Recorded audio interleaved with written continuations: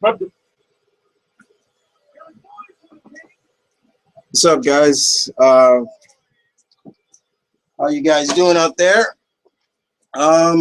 Welcome to my 300th installment segment of the Opinion Spot. We're doing this live in celebration of the big 300. Give you a little bit of history of the Opinion Spot, since this is a milestone for me. And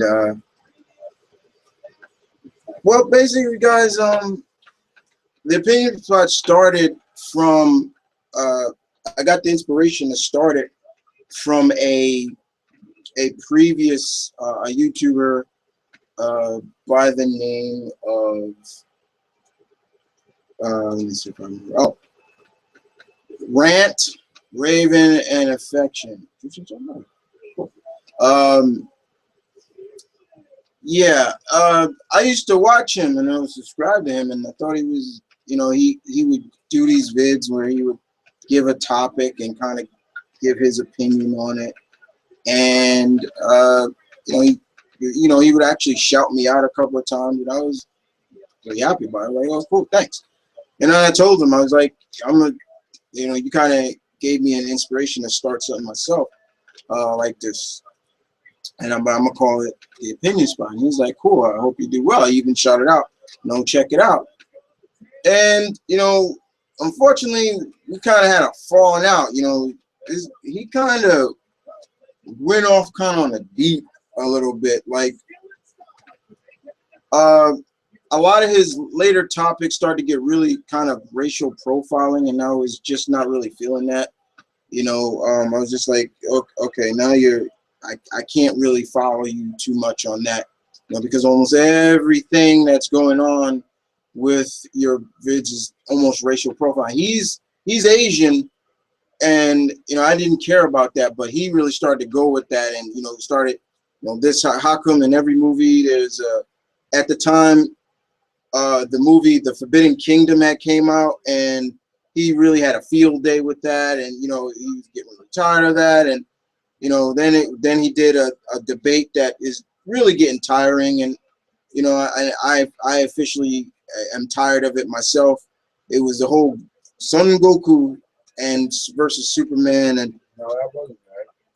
And he just used that as a picture. What it was overrated era. And there was more to it, and it just really started to get really tiring with me, and people was giving their opinion, and he just started going on a tirade and just started blocking everybody, and I was just like, okay, I can't, and I was just like, whatever, and I actually got to see what this guy, it didn't just really look like he kind of lost it big time, but despite that, I just started to keep going with my Opinion Spot, and I made an introduction for my very first vid that was going to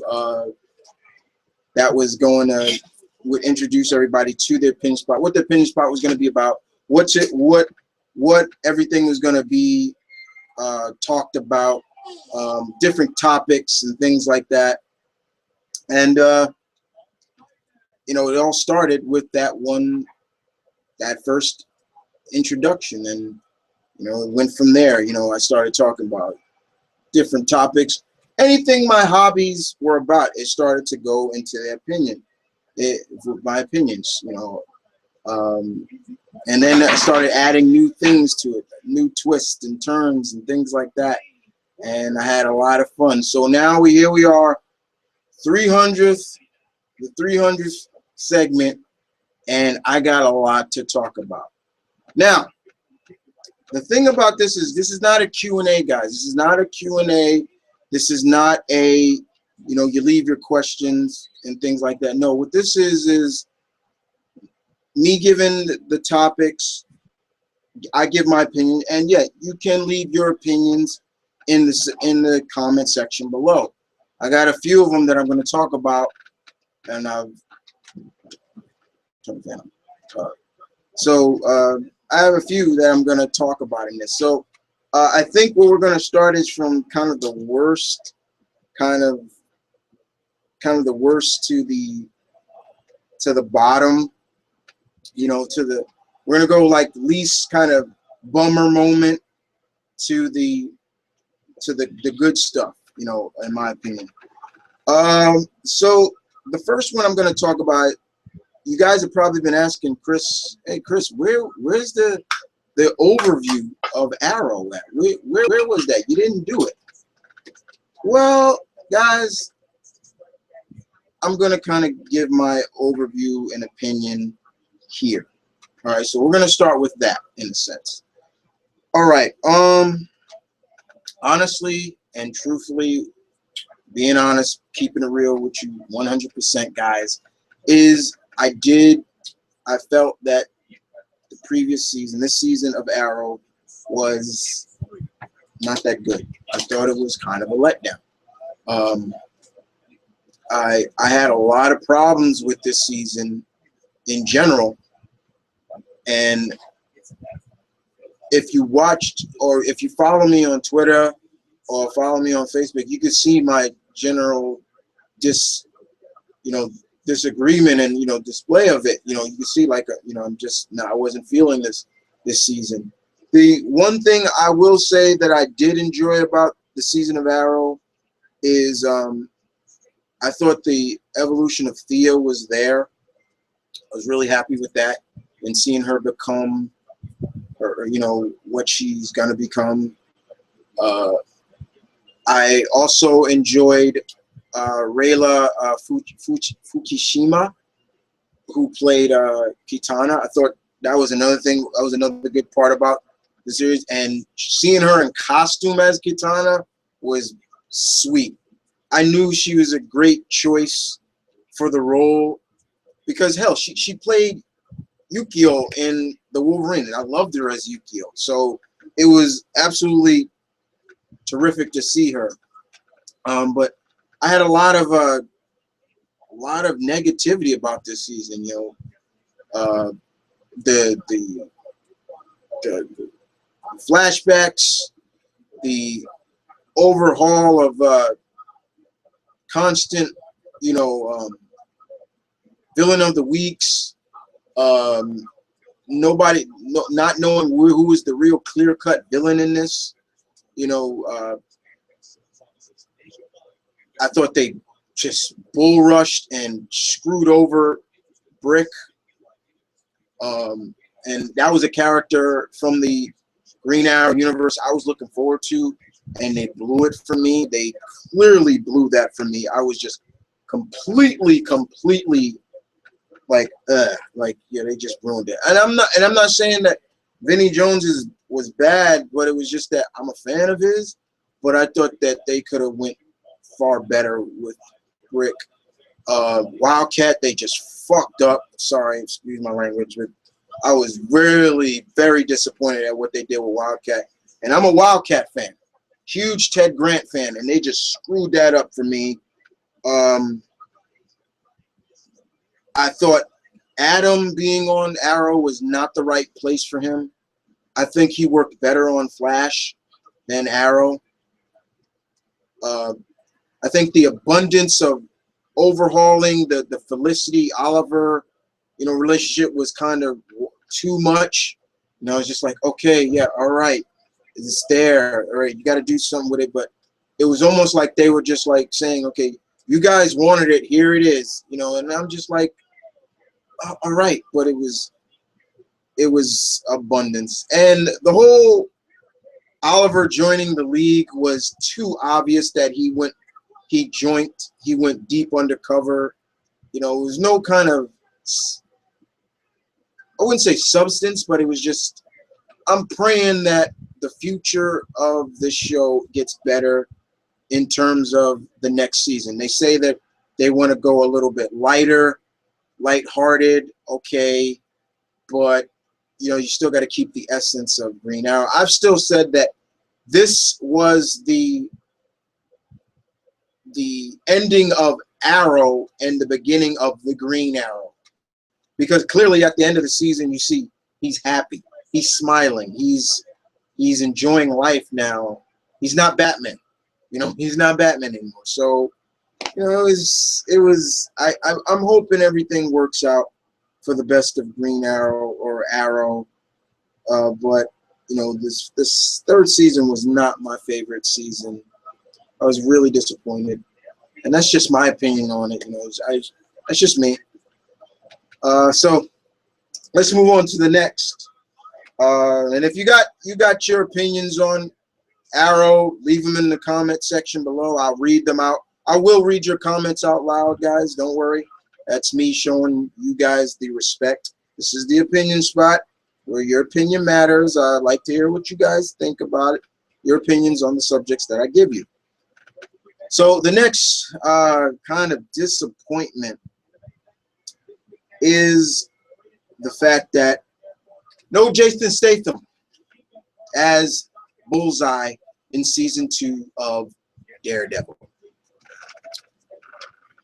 This was broken out kind of like out of the blue, and it was teased that Jason Statham is in talks of playing Bullseye. And here I was so happy, but then in the back of my head, guys, I'm looking at it like, whoa, now wait a minute. I remember in several interviews, Mr. Statham saying that he would never do a superhero show or movie. There was some harshness that he said, but I'm not gonna ruin that. I'm not gonna, you know, go into all the detail. But he's on constant people who reviewed him or, you know, interviewed him and asked him that question.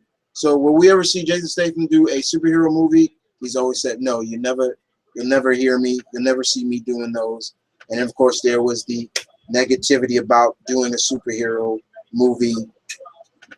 But then I'm like, wow, he went against his, he pulled kind of a Russell Crowe, because Russell Crowe even said that. And then what do we see later on? He's playing Jor-El in Man of Steel. But I'm like, Bullseye, this is up his alley. I'm like, this is up his alley. This would work. This is good for him. I'd like this. You know, this, and speaking on perhaps of the grittiness and grounded version of Daredevil,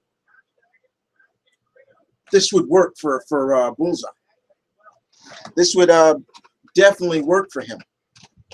In terms of the fact that, you know, it would be great to see at Daredevil, Charlie Cox and Jason Statham do a fight scene together between Daredevil and Bullseye. If anybody is a huge Daredevil fan as I am, you know the countless battles that he and Bullseye have had over the years. And they have been some gritty battles. So gritty that Bullseye had to reinforce his spine with adamantium. That's saying a lot how much that these fights have gone. So, and then later on, but it was all great. It was like, oh, here we go. We're going to see this. This will be good. And then the bomb is dropped that he's not doing it. The rumor has because of it got leaked. And this is kind of why I don't like the kind of the era that we live in, because a lot of stuff gets leaked to the public. You know, look at all the leaked footage and pictures that we've been getting of Suicide Squad. It's like, how do people get that and not, you know, it's just a lot of stuff gets leaked. And that's the era that we live in now. It's the digital era. You know, stuff can get leaked really quick. And unfortunately, he dropped out. And then later on, gone to say some more harsh words. And I'm just like, dude, man, like, no disrespect, Mrs. Statham, but that's disrespectful to not just my community, but it's disrespectful to the people and the creators of this franchise and of this character. It's just like, dude, that's disrespectful, man. Like, you could have easily said, well, no, I'm not going to do that. and I'm not gonna do it.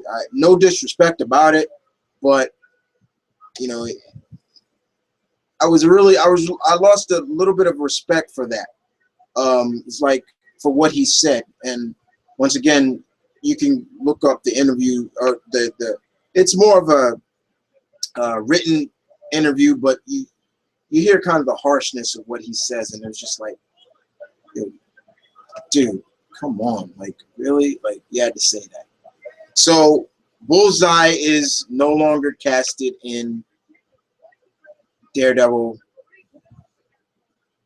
season 2. So hopefully we'll I mean, they are looking to put Bullseye in it, and I know they're looking to cast the Greek girl, aka Elektra, as well. And I'm gonna get to the next big casting, but like I said, I'm gonna go down the line. So that was a bummer moment for me. I thought that was really kind of a bad moment.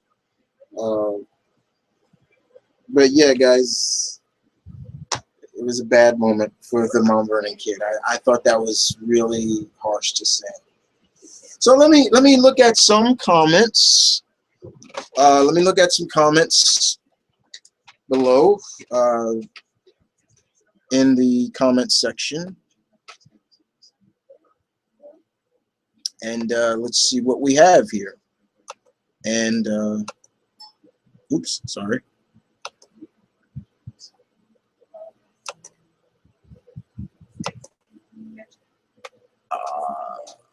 Let's see. For the TheMtVernonKid, I thought that was really harsh to say. All right, let me see.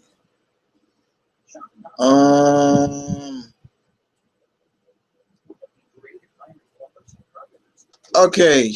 All right. So for the 4 guys that are here, well, there's 8 comments, but there's 4 guys that I know is watching. I'm gonna shout you guys out. I'm gonna shout out your opinions and your comments as well. You know, it's just me showing my respect to you guys. So I'm gonna go from the first. I'm gonna go from top to bottom. Doesn't mean I hate you. Just I'm gonna go from there. So Omnitron 1 2 3 4 5. You say, "God damn it!" real loud, bold letters. Statham would have been perfect as Bullseye.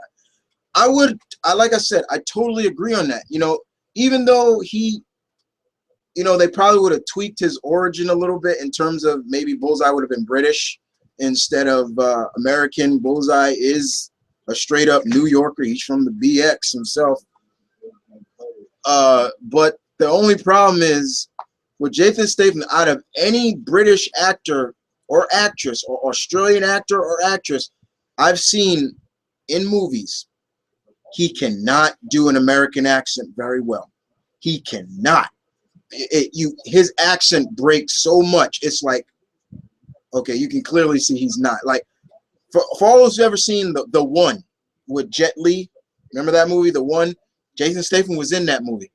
He was trying to pull off an American accent, and it did not work at all. So, and yeah, if you heard my brother Malcolm, that was the first time he actually saw him too. But yeah, he cannot do it.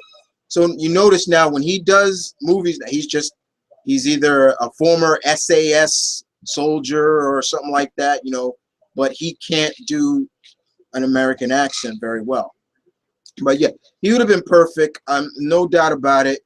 You know, it was right up his alley, and you know, it sucks that, you know, he would say harsh words about the superhero genre in public. I mean, there have been other actors who have said some things, but they've kind of kept it to a minimum in terms of why they don't like the superhero genre in general. You know, Stallone has said some things about it, you know, but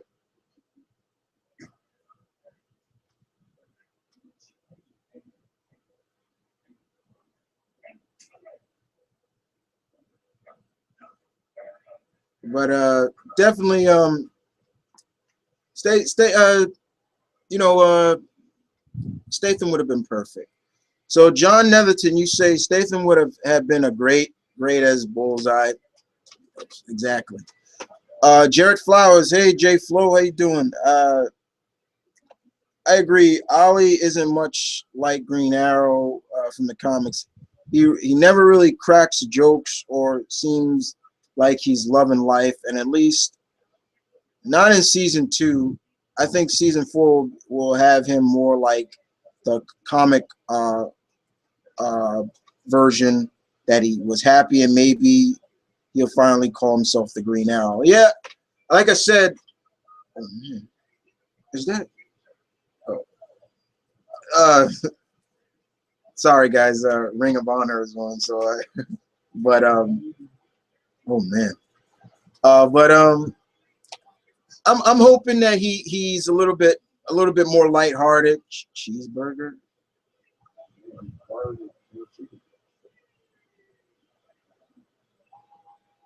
Man, that dude is thin. Oh my God, he looks like Victor. Oh my God, he looked like Victor.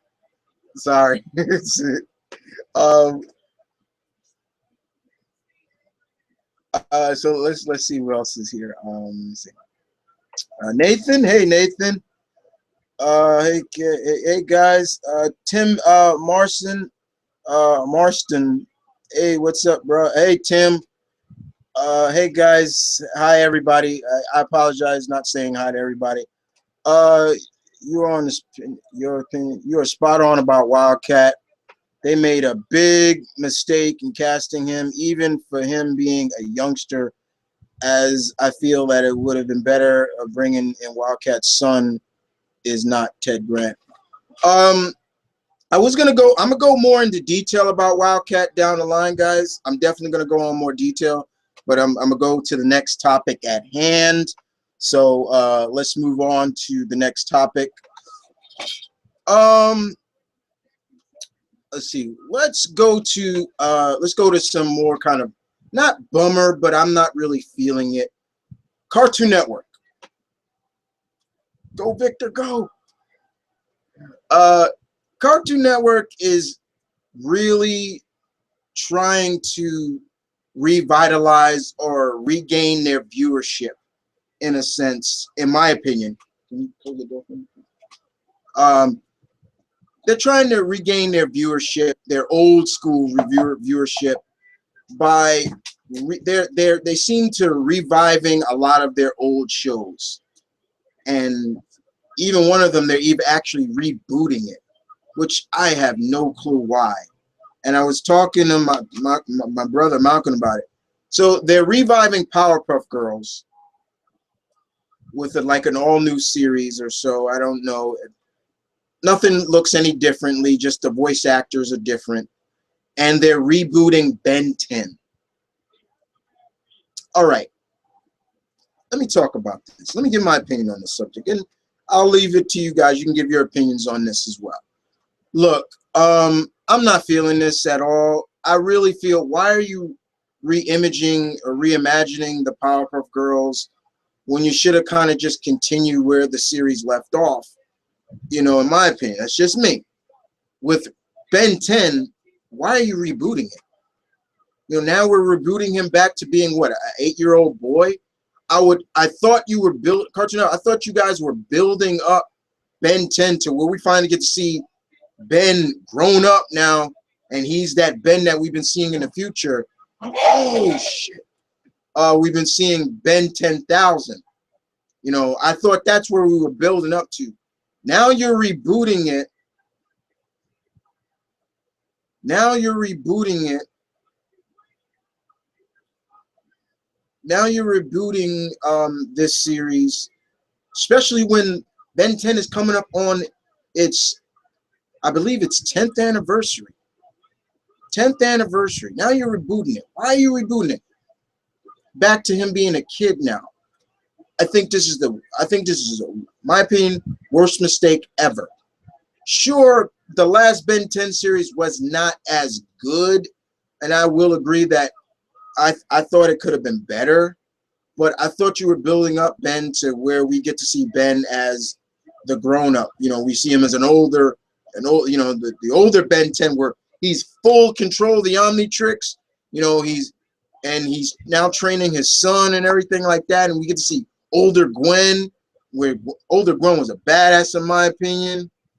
You know, all kind of stuff like that. Now we don't get to see that now. Now you're taking a big 360 and woo, we going back to young Ben.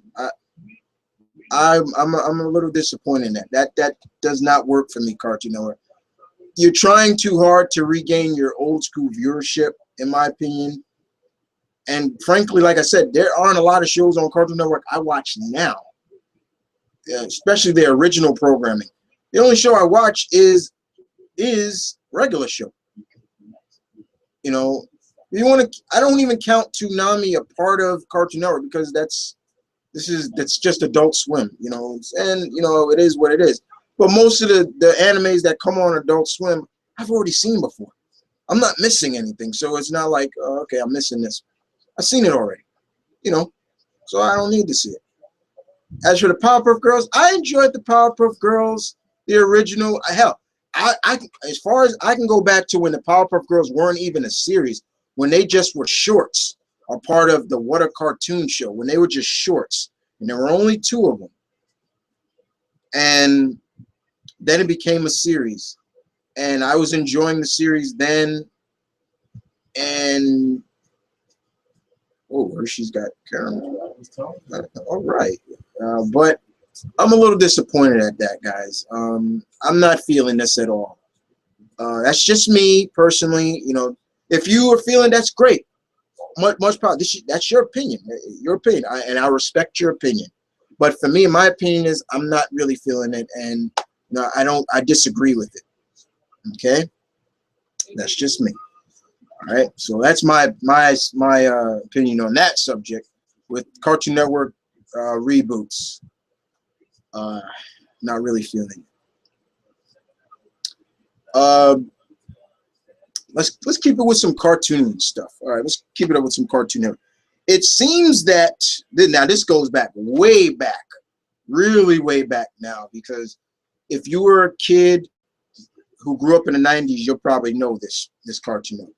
I'm a child of the 80s, but I also remember all the cartoons that I watched in the 90s. I grew up in the 80s, but I remember the silver age of cartoons in the 90s.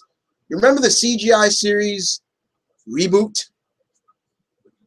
Well, it looks like they're gonna, no pun intended, reboot that for the next generation.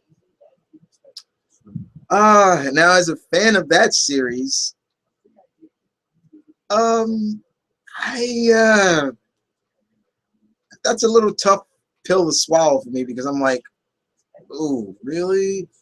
You're gonna reboot it? Reboot? You know? I'm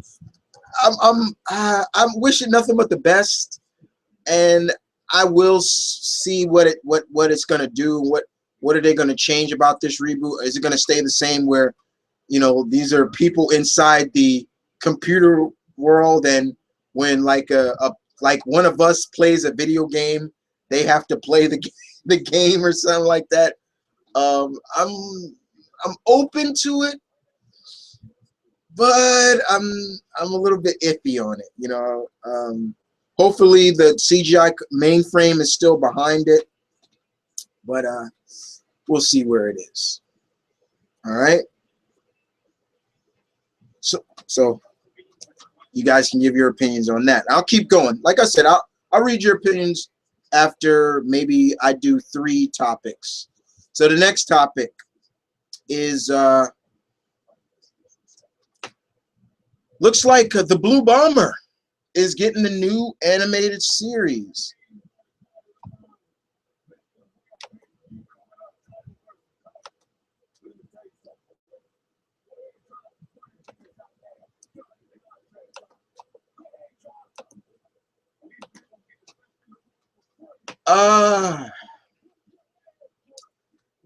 Now you guys know me. I'm a huge gamer.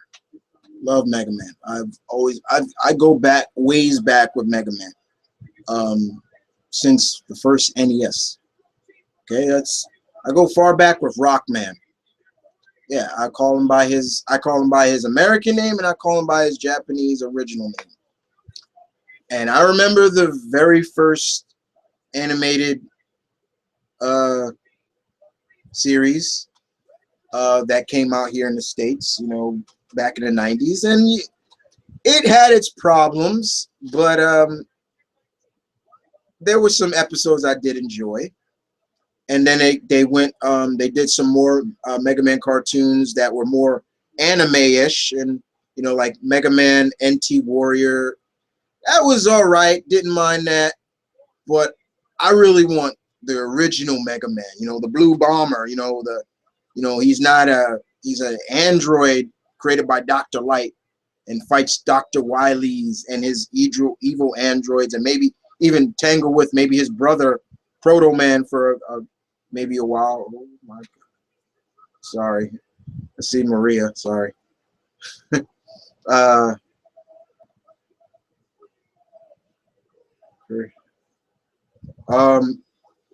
my God. Sorry guys. Damn, she hasn't lost a bit. Damn, she got me speechless. But Mega Man gaining a new animated series. I believe Man of Action are behind it. They're going to be a part of it. These are the same people that gave us Ben 10 and all that. I'm open to it, but you know, as a gamer, as much as I'm open to this new animated series, okay. Capcom, yo, let's get a new game out of there, man. Like, come on. Like, every time there seems to be talk of a new game for Mega Man, or maybe not more of a reboot, but more of a kind of a retelling, remake or so, just to kind of update him for a new generation, it gets dropped. And it's like, yo, Capcom, this is your mascot, this is your boy, you know, this is the face of Capcom in a sense. With all due respect, as much as I'm a Street Fighter fan, it's not Ryu. But it seems like now the face of Capcom is either Ryu or so. But still, it's like we don't get no new video games from Mega Man. And I'm not talking about, I respect what they did, you know, with the games, you know, went back to the old 8-bit version of it. That's cool and all, but we're kind of living in a new age now, where this era now, we need to see, like, look at what they did. Look at what Capcom did with Strider. Even though it was a downloadable game, look at that.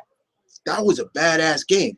It stayed true to the elements of, but it was updated for older fans, and newer fans.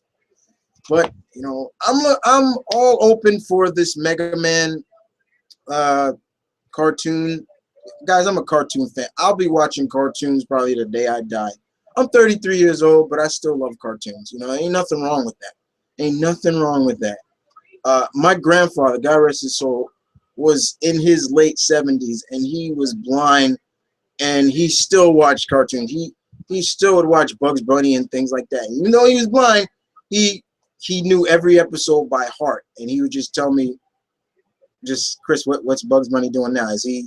He's dressing up as a woman, and I'm just like, how did you know that? Like, how do you know that? You know, it's just stuff like that, you know. So you're not too old to watch cartoons, but you know, I'm looking forward to it. I'll see where it goes, but I really want to see a new video game based on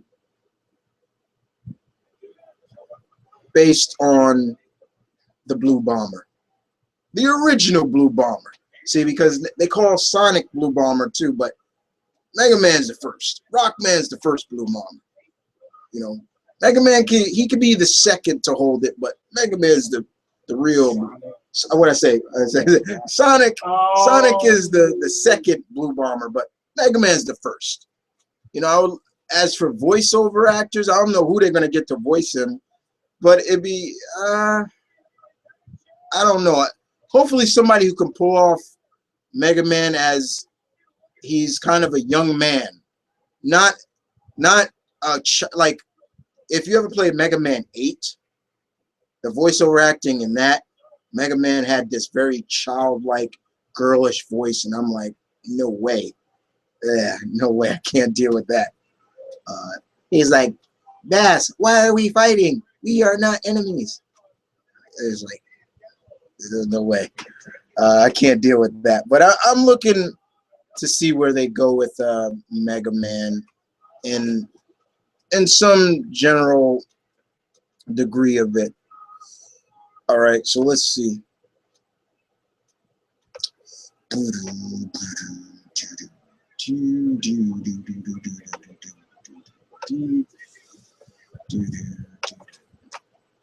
Oops, one thing. Let's see what we got here. What we got here. What?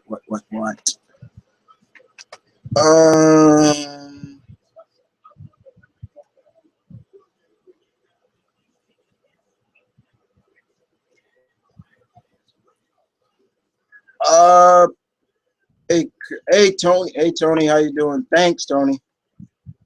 And Jay. Hey, Jay. How's everybody doing? All right. Let me see.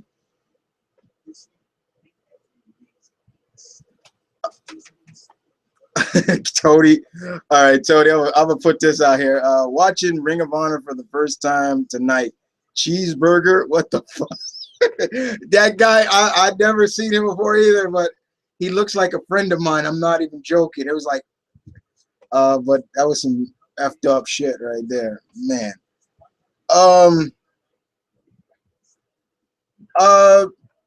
I will. Don't like I said, guys. There are, like I said, this is not really a Q&A, you know, but I will be giving my opinions on. I did give my thoughts on Will Smith and the cast of Suicide Squad. I do have that planned. I have a lot of topics I'm hitting. I'm just trying to. I'm gonna hit them all. Let me see.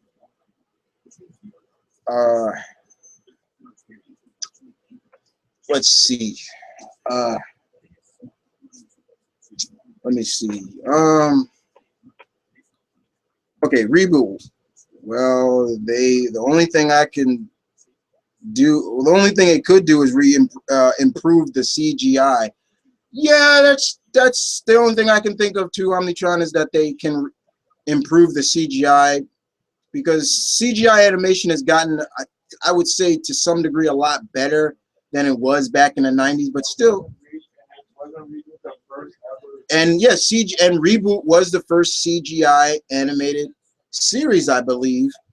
And I think after that, Mainframe did, I think they did that CGI Voltron, and I couldn't take that.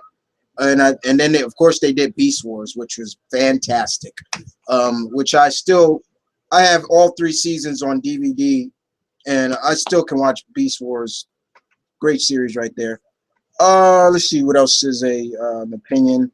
I will be getting to comics, guys. Don't worry, I will be getting to that. So you'll hear my opinions on certain comics. Not going to give a lot because I still have to do my comic review. I got a lot of reviews to catch up on. But you'll see why. Let's see what else. Oh, okay. Omnitron, you say, speaking of Mega Man, what's your opinion on the Reploids from as a concept? I do like the concept, and since if they utilize them more, we could sort of see like Autobots versus Decepticons. Well, hell, this is the opinion spot. Okay. All right, guys. I'll kind of, you guys are asking for my opinions on so I'll answer it. You know, it's your opinion matters, so I'll answer it. I'm okay with it. Don't mind. They look fine. The concepts look cool for Mega Man X. I was a fan of all the Mega Man series. It wasn't just Mega Man in general. You know, not just old school Mega Man, but the future Mega Man. Dr. Light's last creation. You know, Mega Man X or just X. I enjoyed. I liked it. It was fine. It was cool. It did have like a vibe of Autobots and Decepticons. As for Tim asking, did I read Batman 41? Haven't read it yet. Have not read it yet. I'm a little bit behind on Batman right now, so I definitely have to pick it. Definitely have to read it. So I will be catching up on that. No problem. I'm still not really feeling the whole Bat Chappie. That's what a lot of me and my friends call it, Batman Chappie, because the suit looks like Chappie. You know, I'm all kind of. I'm not really on the cuffs for, you know, Gordon being Batman, but you know, it is what it is. But I will, Tim. Don't worry, I will. And Tim is a guy that follows me. He's on Amino Comic community. It's a mobile comic community that a friend gave me. I got on board and started to show my love over there. And you know, people are, I guess, liking me over there. You know, they get to see what you guys get to see a lot from me already. So they get to know the Omni Geek High Lord of New York a lot better over there. So John, you asked me, you wanted my opinion on Deadshot. Will Smith as Deadshot. That was on one of my topics to hit, one of my bulletins to hit on this edition of the Opinion Spot.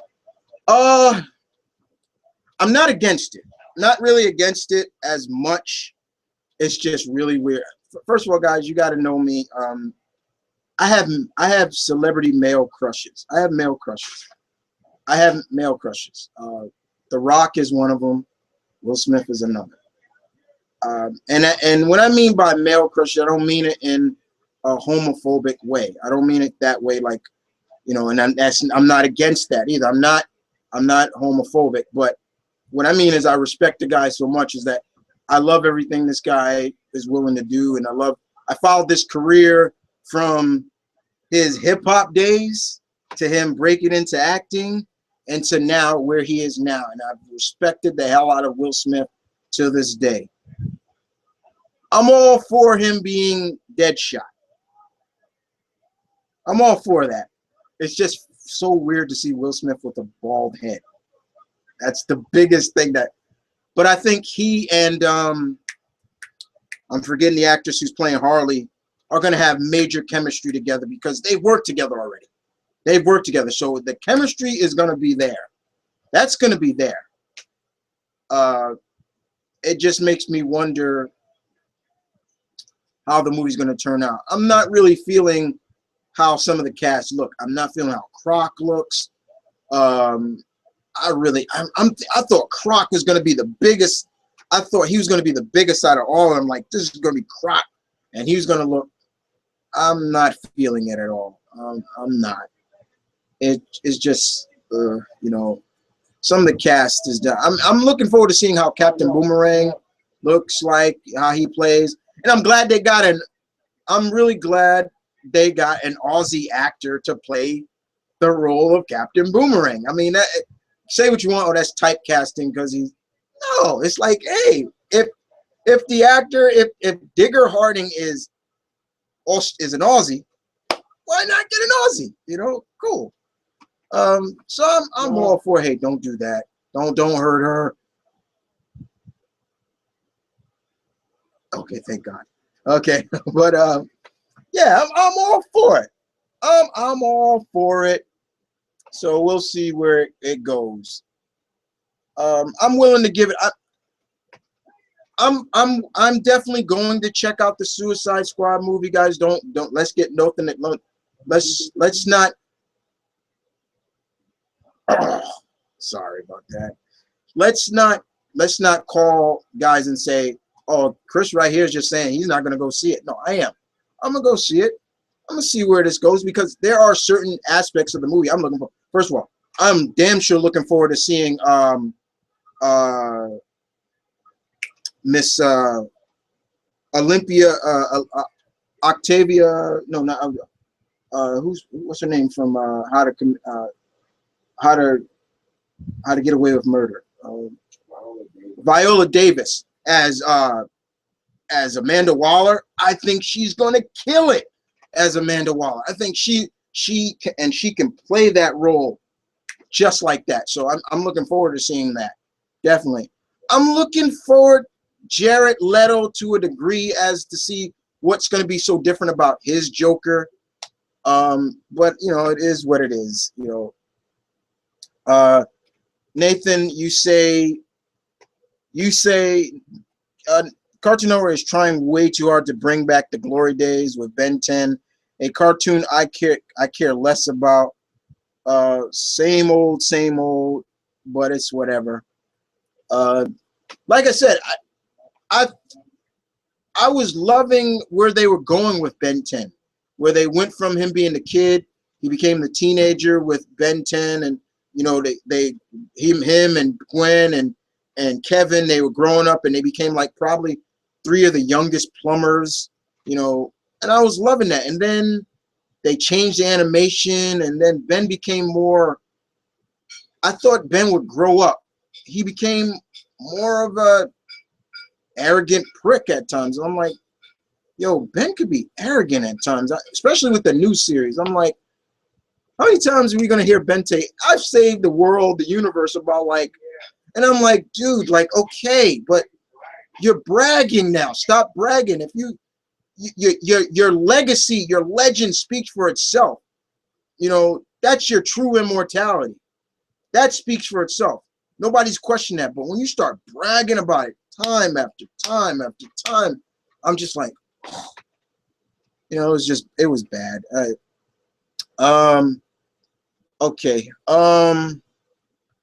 Mr. J, you say, I would personally love, gonna shout this out, guys. If you are a follower of the YouTubers Core, my little pack, my little clique, one of my cliques that I founded, and be there tomorrow, because me and Mr. J, we're gonna give our overview of season 1 of iZombie. So I'm plugging that. We're gonna be there tomorrow to plug it. We're gonna be doing that tomorrow. So hope you guys can come out and give your opinions on the great series of iZombie. But I'm not gonna give my opinion on that. That'll be for tomorrow. But you're going to say, Jay, I would love it if they did a Powerpuff Girl where they're older, because I was about their age when they first came out, and no Tara Strong as Bubbles. Are you kidding me? No thanks. Yeah, Tara Strong is probably one of my favorite voiceover female actresses. She's right up there with me. She's right up there with Jennifer Hale as one of my favorite female voiceover actors. She's right up there. And when Powerpuff Girls first came out, like I said, I was there, let alone in my teenage. I was in my teens at the time. So, and I thought, okay, we're gonna see a series where they're the kids, you know, they're little girls, but then if they do another series, we're gonna see them older, and probably gonna see their powers grow. And you know, you're not really you still call them Powerpuff Girls, but you know, they're amped up now, you know, and I thought that was where we were going to go with that. So I totally agree with you guys. In my opinion, like, I'm not feeling this, you know, keeping them little girls. You know, we always see like this fan-made art, or, you know, them older, and we're not going to see that now. So it kind of bothers me. Let's see what else we have. Just before I move on to the next topic at hand. Okay. Here we got some more opinions. I'm trying to say I'm looking forward to the Powerpuff Girl reboot as long as they don't screw it up like they did with that abomination that Teen Titans Go with. I don't watch Teen Titans Go. I was not gonna watch that from the get-go. I was not gonna watch that. I'm not the biggest fan of the original Teen Titans show cartoon and period. Why? I'm an anime fan to the core, but they went too anime-ish with it. You know, when they freak out, the big eyes and the big one eye drop, and I'm like, come on. But when they did them serious episodes, like when they kind of did Slade, when they kind of did a animated version of the Judas Contract, in a sense, yeah, see guys, I go way back with Titans. Like I said, I grew up with the Marv Wolfman, George Perez Teen Titans, so I can go way back with them. I was cool with that. When they were doing with Brother Blood and all that stuff, I was cool with that. I was cool with that. But when they were doing like some of those goofy episodes, and I'm just like, okay, I can care less about that. But when they were doing the Brain and all, yeah, I was loving that stuff.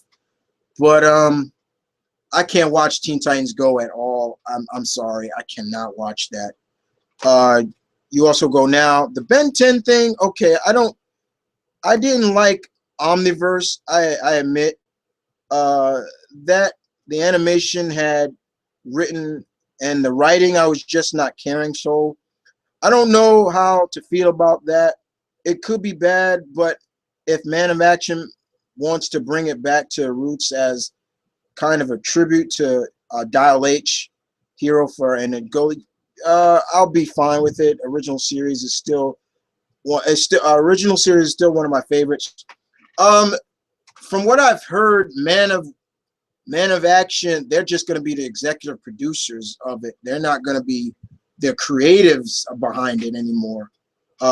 If anybody wants the links, I'll leave the links for you guys, or I'll send it to you. If you want to read up on it. Mr. J say, "Damn, that sucks. Would have loved him at Bullseye. Saw him in the movie Spy the other day, and he was pretty funny. In his character was basically James Bond mixed with Chuck Norris, laughing out loud. I've heard nothing but good things about Spy. I like Melissa McCartney. I think she's very talented. I think she's really funny. And if she is going to be in that female version of Ghostbusters, more power to her. I'm looking forward to it. I definitely want to see that. I'm a Ghostbusters fan. And I've heard she lost some weight now, and I'm happy for her. I think I've seen pictures of her weight loss. She looks good. She said she lost over 50 pounds. I'm very happy for Miss McCartney. But I've always liked her. She's always been funny. I've seen Bridesmaid. I've seen that movie, and she was hilarious in that movie. I still need to see Tammy, but I've seen the movie with her and Jason Bateman. I thought she was funny as hell in that too. So yeah, yeah, but yeah, he would have been great. Let's see. Reboot was awesome. Loved the show when I was a kid. I think a reboot would be cool, especially with today's technology. Yeah, that's why I'm not really against it. Like, I was kind of like on the fence about the reboot of remake or reboot of Max Steel. But I sat down and watched that series, and I was like, you know what? I actually like this. I like the kind of Guyver-esque vibe and kind of Blue Beetle vibe to it. Because that's what this new Max Steel is. It's more of a Guyver / Max. I was about to say Max Steel again. Slash Blue Beetle. The Scarab is Steel, and this Steel is like a alien that can attach to him, and it enhances his his turbo power. Like it's like it enhances where he can use it, and he can turn into different versions of, like, when he says go turbo, he can say strength, and he becomes like this hulking version of himself. Or speed, he becomes like this slick, like a runner's where he's speed. Or when he says flight, he becomes, he gets wings on the back of him and things like that. So yeah, I'm cool with that. So let's move on to some more good stuff. I got some more topics, guys. Hope you guys are with me. Stay with me, guys. Stay with me.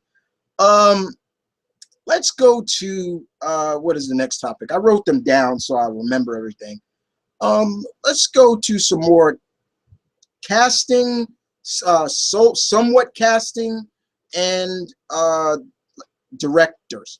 So it would seem that Aquaman has a director, James Wan, the director of the last Fast and Furious, is going to direct the Aquaman movie starring Jason Momoa. We have no clue who's. They better cast Mira. I want to see who's Mira. God damn it! Let's get on with it. Let's see who Mira is going to be. Oh my God! I can't wait to see who they cast as Mira. But Aquaman has a director. All right. It's cool. We've seen this before. We've seen countless times where people have, movies have gotten a director, but no script or screenplay has been written to do it. So, I'm just like, I'm like, okay, he's got a director, but okay, and I'm all for it being a minority, someone of color being the director. He's Asian. So it's cool. I'm all for that.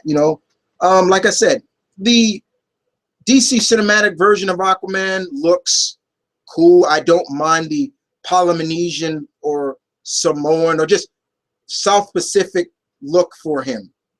If they want to go with the vibe of the Atlanteans or more islander, more South Pacific, Samoan, Polynesian, Fiji, and things like that, I'm cool with that.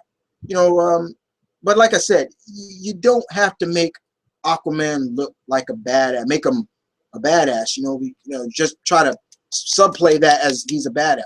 Aquaman, he is a badass, but you tell it through the character, not from his look. And that's just my opinion. You go with that route, you just okay, yeah, he's a badass. But I've always said it. DC is all. I've always been very vocal about DC, why they screwed Aquaman up and why he is the butt of a lot of jokes. And I've always said it's because of that damn cartoon back in the day. If you would have came out and said what this guy could really do, all you said was, "Oh, he talks to fish." It's like, okay, yeah, it's cool, but it's like, what else can he do? That's how some people probably looked at it. A lot of haters look at it like, okay, he talks to fish, but what else can he do? Like, okay, we throw him out in the desert somewhere. You can't talk to fish now.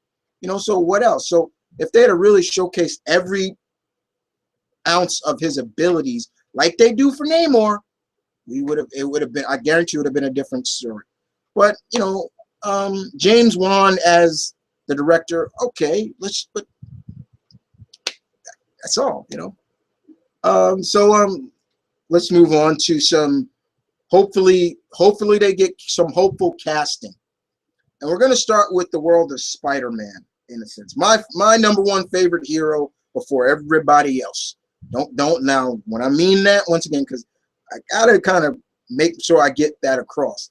When I mean number one hero, yeah, he's first before everybody else, but I have my other favorites. Okay? Because some people take my words out of, oh, Spider-Man's his favorite, he don't like anybody else. No.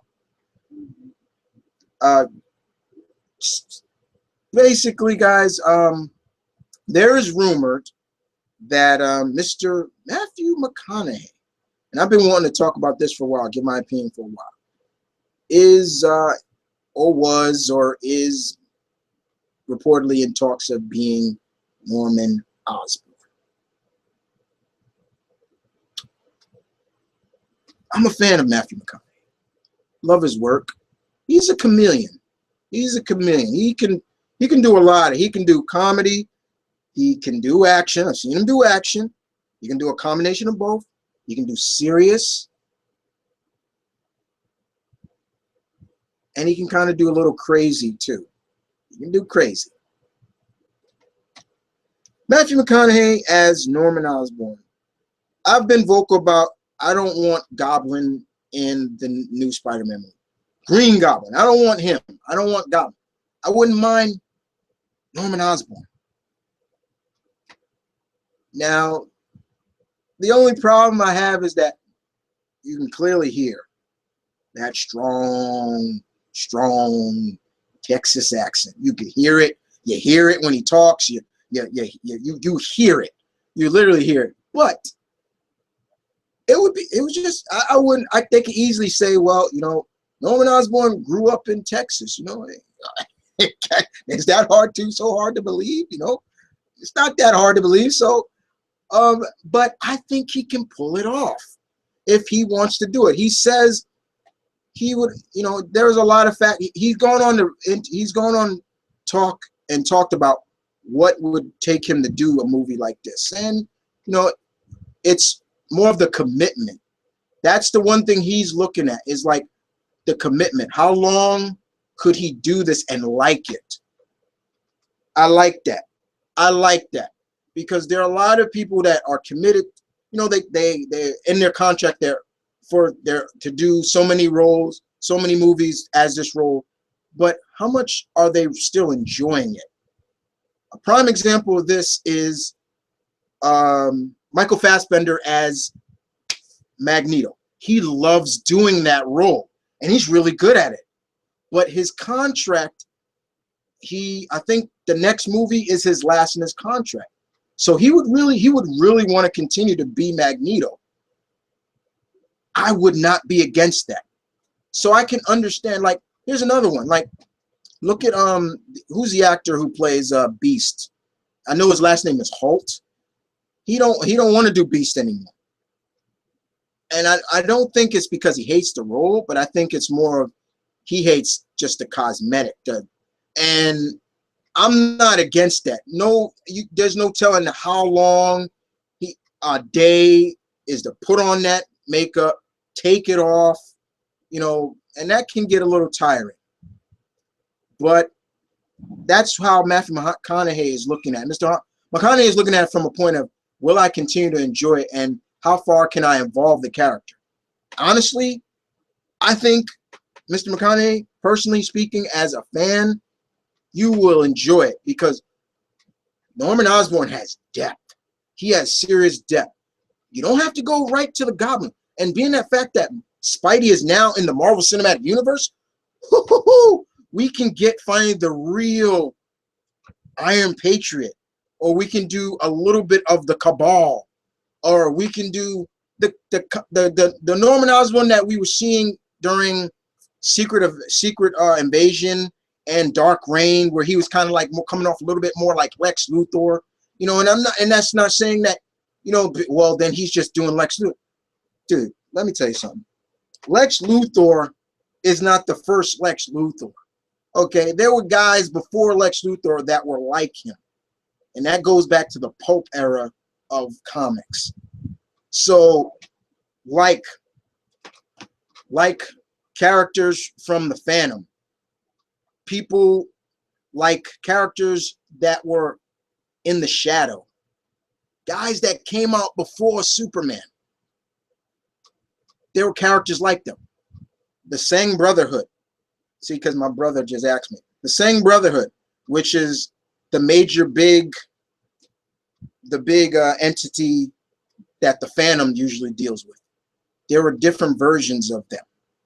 They started out just being a pirate guild, and they still started out staying that way, but then they got different factions that deb into the business side of things, and that's Lex Luthor. You know, so there are guys. I think that's what made Lex Luthor stand out, that he went to the more political route. Yeah, and the thing about that is that's an Elseworld story that never happened. I correct me. I'm trying to remember if that did happen, but still there are guys like that.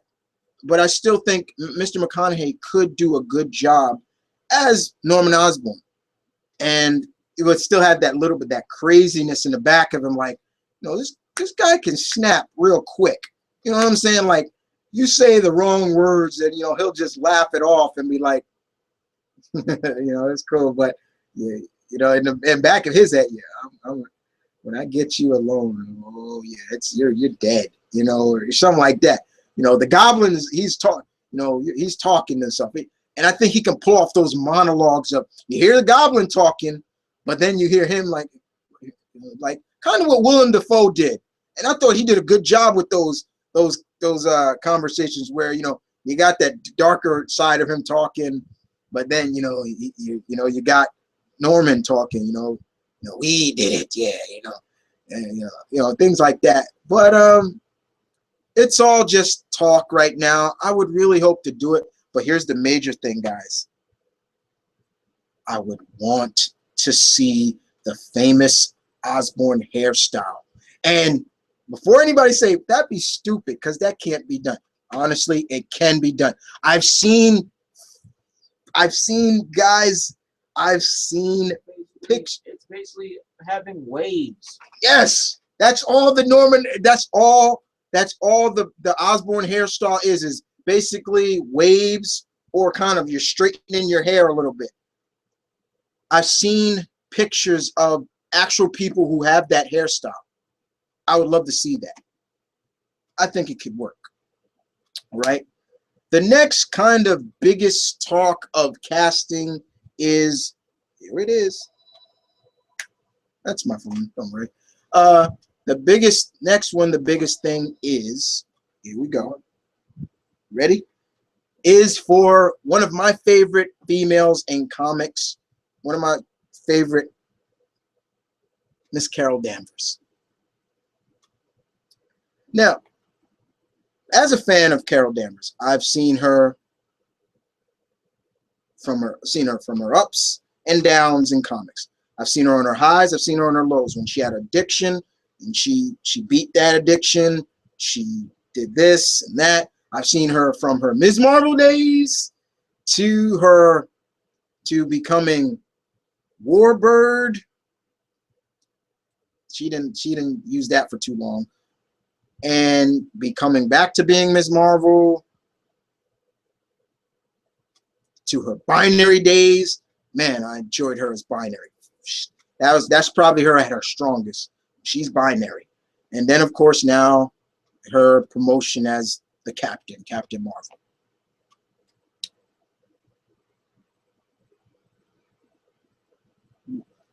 I'm very happy that she is the first female that's going to get her own series. Now, don't get me wrong. I really do wish it was Black Widow. But there's part of me that says Widow would work so much better as a TV series. Her series, a Widow series, would work so where you can really brush out her backstory, more of her backstory, her character, where this woman has been, things like that. Things like that. But Carol, I think, and the fact that she's going to be the strongest of the heroes in the Marvel Cinematic Universe just makes me happy. I'm like, fuck yeah. I'm like, so basically, Feige, what you're telling me is she's going to be stronger than Hulk and Cinematic Thor. And let's face it, Cinematic Thor is weak compared to his comic counterpart. And as a Thor fan, that's kind of sad in a sense. As for Hulk, I'm a little bit, but here's the casting. It's rumored that Marvel is really, first of all, Marvel is really looking at a female. They want a lot of females to be involved in this. They already have the writers. There are 2 female writers. And one of them actually, I think her name is Nicola Gray, I believe. Correct me if I'm on that. She helped co-wrote Guardians of the Galaxy. But she's going to co-write with another female. I'm happy about that. And they really want a female director. And Marvel is really trying to approach, get this, Angelina Jolie to direct it. Now, I've seen Angelina Jolie's directorial debut. It wasn't that last movie she directed. It was another movie where she played a mother who lost her child back in, I think, the 20s or so. That was a pretty decent movie. I actually sat down and watched that. And I thought her directing was pretty good. But this is who they want. I think that Marvel is really going after for Carol Danvers. No, it's not Katie Sackhoff. And I still am all for Katie Sackhoff to play Carol Danvers. This is who they want. She starred in a hit movie right now. And she's probably one of the, from what I keep hearing from a lot of friends, she's probably one of the best characters in that movie. I still haven't seen it yet. I'm definitely going to watch it. Mad Max. Charlize, motherfucking Theron. They want as Carol Danvers. One of my celebrity crushes. Oh my God. Charlize Theron as Carol Danvers. I got to sit back and just think about that for a while.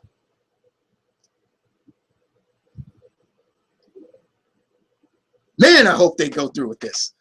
I think Carol would, I think Charlize would do such a good job with Carol's character.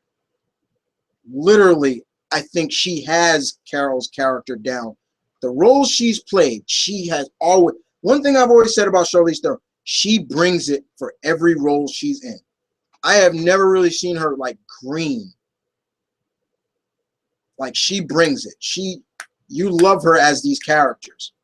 You know, look what she did in Monster. Fuck. You know, she was probably the best thing about Aeon Flux. The movie kind of sucked, but she was good as that role. Now, Carol, we're talking about Carol. When I read Carol, and I read Carol's attitude, like, this is a woman who can stand up on her own. She's not afraid to ask for help, but she can stand up on her own. She can be loving. She can be caring. She could be one of the sexiest women you can think of, and she can bring her sexiness. But then she can bring that part of Carol that we love, is that her heart. Her heart is, you know, we can see that, and I love that. I love that about her, and I think Charlize Theron can pull that off. Now I've always been that Marvel's had a good trend going where they're not really necessarily bringing in, they're not really casting big A-list actors a lot in their movies. I'm not saying they're not, but they're not. But they're not doing it a lot, and especially as their lead. Say what you want, but they got RDJ. You know, let's face it. Iron Man, in my opinion, saved Robert Downey Jr.'s career. You know, people say, oh, but they got Michael Douglas as Hank Pym. Don't get me wrong. Michael Douglas, famed veteran actor. No doubt about it. But he's playing more of the supporting role, not the star. But if they get Charlize Theron as Carol Danvers, that's going to be a major, like, whoa, how much they're going to, you know, it's like, ooh, and then it's to the point, it's like, please tell me they're going to have her interact with some other Marvel. I would love to see her interact with Captain America. I would love that. I would love to see her act with other Avengers, you know, but yeah, I'm all for it. I'm all for it if they make this happen. Yes, indeed. I'll be all for it. All right. So that's my opinion on those so-called castings. So I see some comments. I see you guys. Don't worry. I see you. I'm gonna read your opinions now. let's get right to it.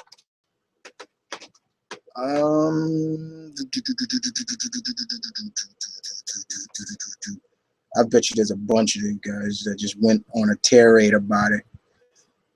Damn, I got 3.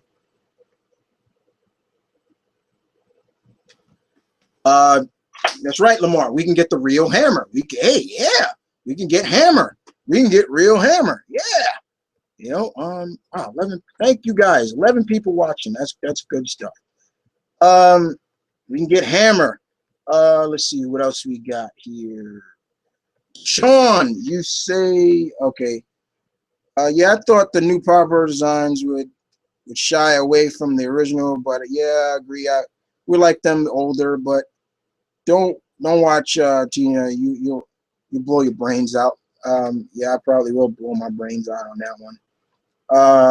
Let's see. I know there's some more. You know how much I love Joker, but this is Mr. J. He says, you know how much I love Joker, but I hope he just plays a Hannibal Lecter type of vibe in the Suicide Squad movie, or even something similar to what he did in Assault on Arkham. Okay, that's cool.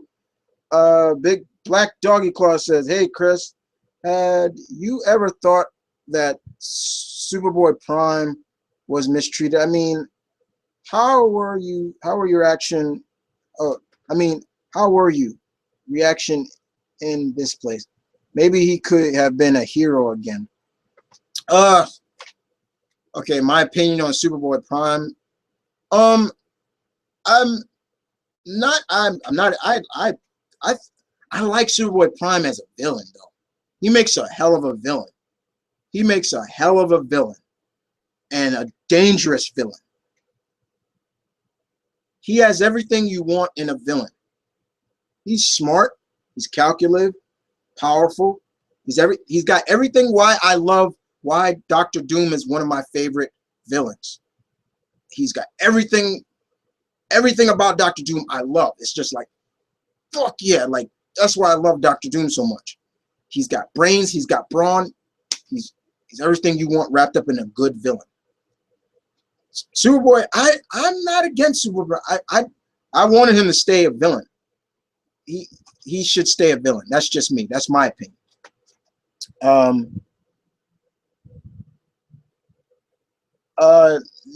John, you say I have no problem with James Wan doing Aquaman. He did a great job with Fast and Furious. That's see, that's why I can agree. Well, dude, I have to hit the had fun.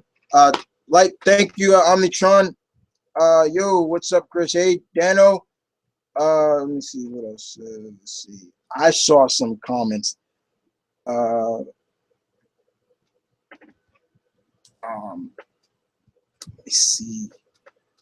I think I'm getting you guys I'm getting damn. See, I'm thinking once again. Here we go.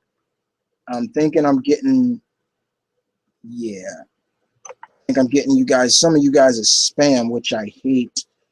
All right.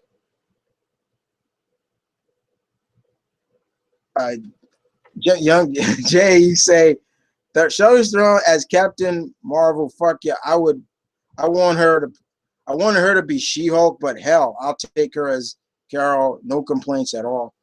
Yeah, I'm still looking to see She-Hulk make her Marvel Cinematic Universe debut. I think it's time.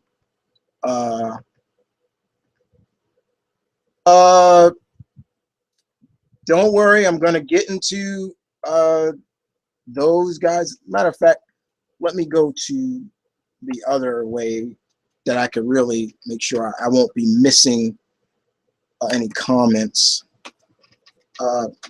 This is not more of a Q&A, Perry King, so don't ask me questions really. This is more of the opinion spot where I give a topic, you guys give your opinion. Okay.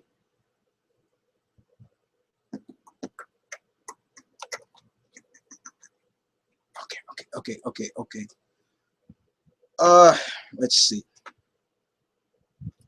All right, so I'm gonna go on to the next topic. I got a few more topics to go before I wrap this bad boy up. And okay, so I did the casting. I did the casting. I did the so-called castings. I gave my kind of review, a little bit of my overview on Arrow. I did Arrow. I did the Aquaman. I did oh, here we go. So it would seem, guys, that the actress who's playing Storm in the next X-Men movie, what's her name? I know her last name is Ship. She may have a different look for Storm. And what I mean by that, guys, is we're taking it back to the 1980s of Storm. 1980s, yes, where Storm, when she first started rocking her mohawk. I heard that. Now there's pictures of her with director, you know, and she's bald, like she's kind of bald, and it makes me wonder. It's like, whoa, Storm's bald. Like, is they gonna have her with a mohawk? You know, I'm like, yo, if she's got her mohawk, I love Storm with her mohawk. I've told people many times, as a fan of Storm's, I've said it before, she could be goddamn bald and I'll still love her. I don't care. It's not what I care about. I love Storm's character. Her hairstyle is just what exuberates her character. It's the character that makes me love her. It's just everything that Storm stands for. Now, if they're going to go with Storm having maybe you got to think about it. This one takes place in the 80s. Mohawks were big in the 80s, especially like, the rock era days, So I'm like, yeah, I got nothing against that. So if Storm is going to be with the mohawk and rocking the padded leather and the leather jacket, I'm all for that. Like, okay, ooh. And maybe copping a little bit of a different attitude than the Storm that we know later on. You got to remember, during that time, yeah, Storm was having a little bit of problems. This is just when she kind of lost her powers for a while. She was, she was kind of on edge. She was a little bit different. But yeah, in my opinion, guys, I'm all for it. Storm with the mohawk. I'm all for it.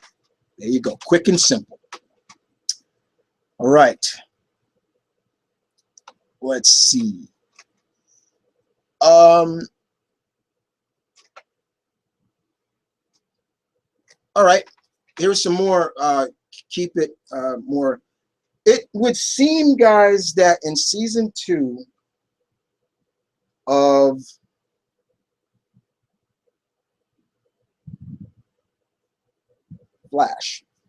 The Flash, great show, right? Great first season, right, guys?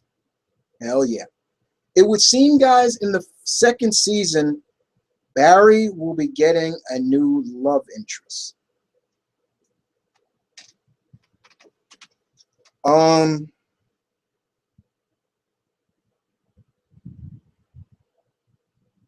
Really? Really? Why? I can understand that I guess they don't, you don't want to just clearly jump with him getting to his destined love, which is Iris. She just lost,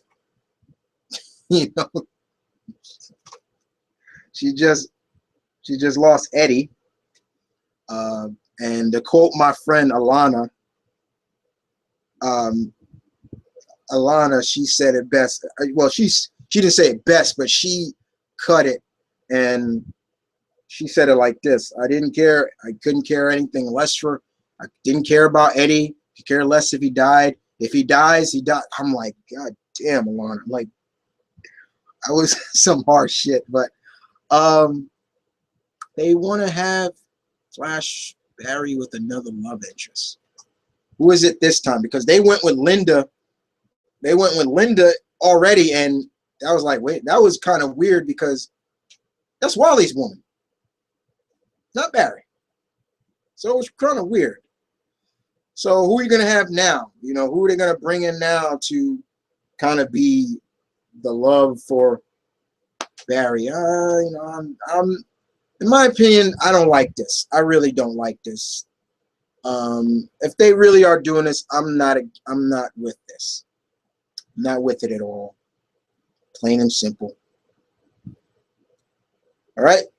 So next topic is Ubisoft or Sony or whoever's doing the Assassin's Creed movie with Michael Fassbender. We have gotten our first view of the first, you know,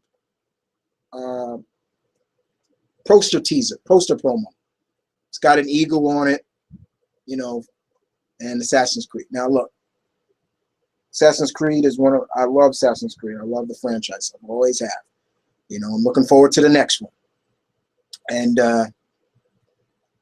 you know, Michael Fassbender is playing. He's not playing Altair. He's playing a character that takes place during the Spanish Inquisition. Forgetting his name, but you know, he does join the assassins and deals with the Templars. So it's cool. But as once again, you know, we're dealing. This is a video game movie, and we all know video games and movies are still have a huge way to go, guys. They still have a huge way to go. They have not really caught up to comics and movies now. Like the race, remember the race? There used to be a race. As I look at it, it used to be a race between comic movies and video game movies. And they were kind of neck and neck because none of them seemed to have a real foot in the ground. Like it looked like comic would lead by what, then they fall back a little bit. Come back, fall back, come back, fall back, come back, come back. But then all of a sudden, when that blade hit, starting to pull away. X-Men starting to pull away. Daredevil and Spider-Man and Batman Begins, and then Marvel Cinematic Universe, and they just toom, and then they starting to lap. While here's the video game still trying to finish their first lap. They're not finishing. They're just getting lapped. Lapped.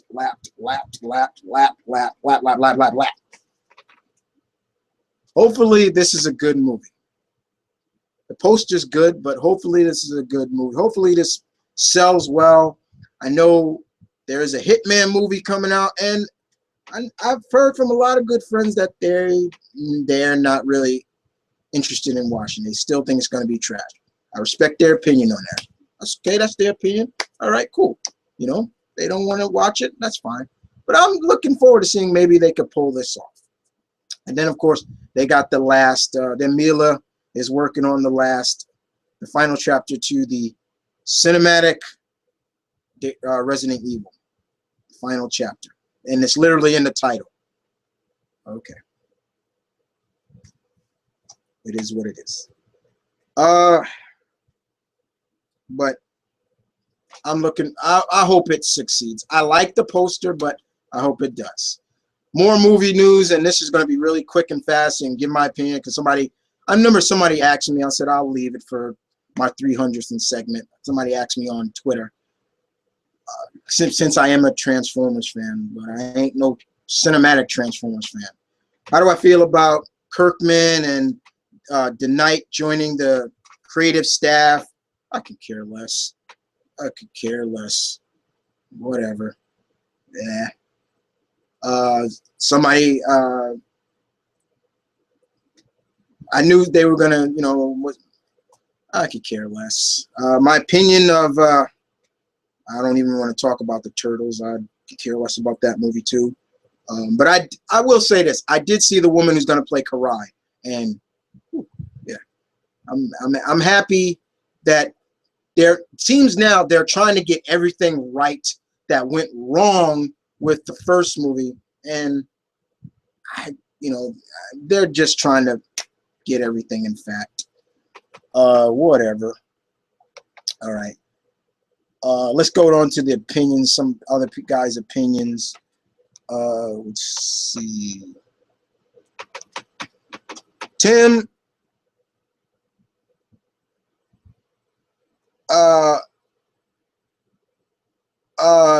Tim, you say Storm with the Mohawk live action would make me Sofa King happy.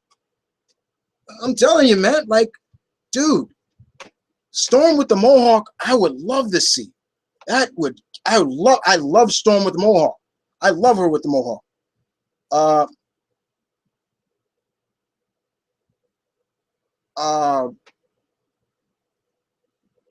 Deshaun, you say, honestly, just getting Jennifer Hale to voice Ms. Marvel again, then Marvel will win me over. We're talking live action, not, but yeah.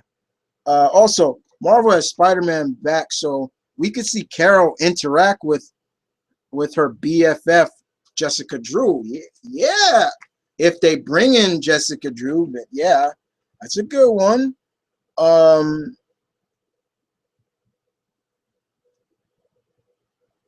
Okay. All right. So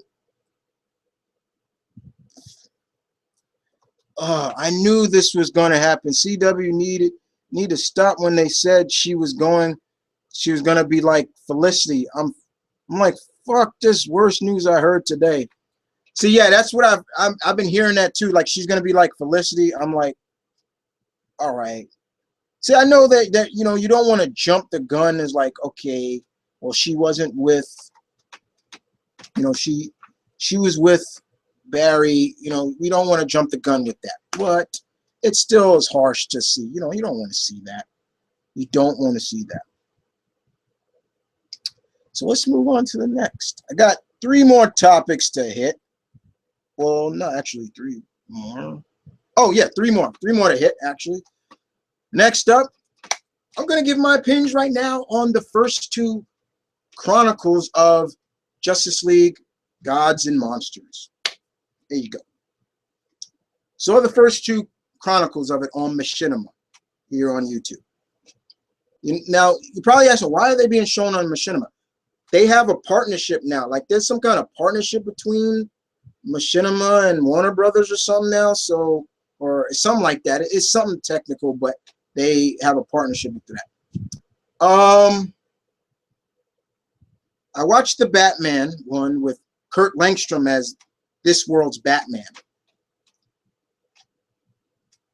And he's a vampire. I do think, in terms of characterization, that there's some similarities of why Kurt Connors, why Kurt Langstrom is a vampire. They said he was trying to cure his cancer, and he ended up turning himself into a vampire. Where have we seen this story before? Oh yeah, Morbius. You can't. Like I said, there is no originality in that. But Kurt Langstrom as Batman is fine. And he is battling a very unhinged, psycho Harley Quinn. And I made this perfectly clear to anybody. For all those who grew up with the man who revolutionized the DC animated universe, and you think, oh, this be good, I'm good, and I can show this to my kids. Do not show this to your kids. This is not for kids. This is some gritty shit. I'm like, holy shit. Well, he went inside to find Harley. There are bodies in the in a refrigerator. Sorry about the noise, guys.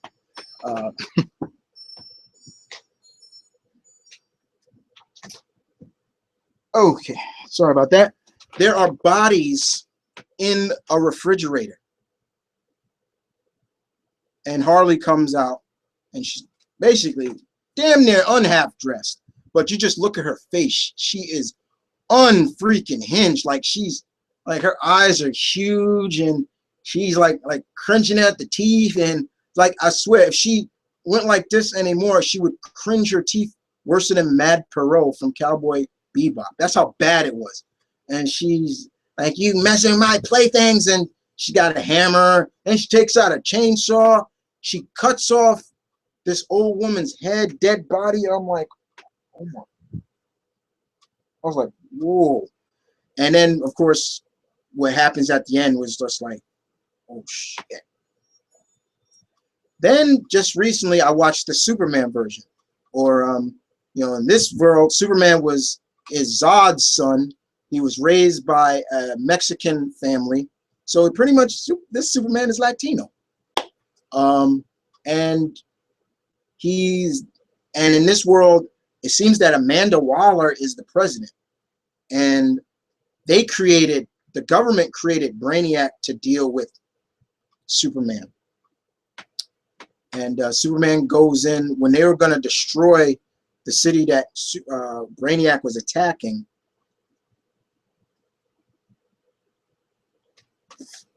Superman, they were going to bomb it with a nuke. They were going to nuke it. The guy was in a Harrier, you know, a stealth bomber, and you know, I can clearly, when you start painting that picture, like what do those pilots go through when they have to get ready to nuke a city or something like that. And then Superman writes on his window seal, "Give me 5 minutes," and he goes like this, goes in. And we get a different Brainiac here. I'm shocked. Very shocking moment. But he goes in, and we see Brainiac, and Superman is trying to tell him to stop it. You know, don't do this. You know, let me help you with. When I was your age, yes, I'm a spoiler for you. Brainiac in this world was a freaking child that couldn't control his abilities, and that was scary. And it's nothing worse than a child with godlike powers that can't control them, and he's crying and things like that. And Superman does something in this that you would never ever see Superman do, and it was just like, this is not the Superman. It's not Kal-El, you know, from the Kal-El that we know. This is some twisted shit. This is some twisted stuff right here, guys, and I'm not against it, but I know it's something that Bruce Timm wanted to do, and I'm just like, I'm gonna enjoy it, you know, these chronicles before the movie comes out. And I know they're gonna do a 4-part mini comic prequel to get know more about these characters. But the first two parts were woo. Now Wonder Woman comes next. I think she comes out the tomorrow or the 12th. I'm not sure. But in this, Wonder Woman is the bride of, or the ex-wife of Orion, new god Orion. So yeah, that's good stuff right there too. All right. So let's get down to I'm leaving the comic stuff for last, the real comic stuff. Let's get down to the last casting. And this was some of the biggest news coming out of the Marvel Cinematic Universe in terms of casting. So you guys know where I'm going at with this one. I wanted to give my opinion on it. One of the greatest anti-heroes in the game, the comic game today. The comic game has been casted in season 2 of Daredevil. Frank motherfucking Castle, the Punisher, is going to be in Daredevil 2. Fuck yes. Hell yes. Now, do Punisher and Matt have a history together? Hell yeah, they do. Makes sense. I've said it before. I've said it like this. Daredevil was teasing Punisher from the get-go. I said it before. Here's why. And I said it before. Who took down the Italian mob? Who took down that mob? I'm banking it was the Punisher that did that. Now, who's casted as Punisher? John Bernthal. I think that's how you say his name. Bernthal, yeah. Who played Shane on The Walking Dead and who was on some other series, Sin City, I think, something like that. A show that was on TNT. He's going to play Punisher.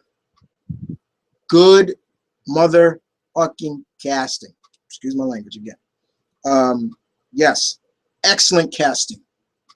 Excellent casting.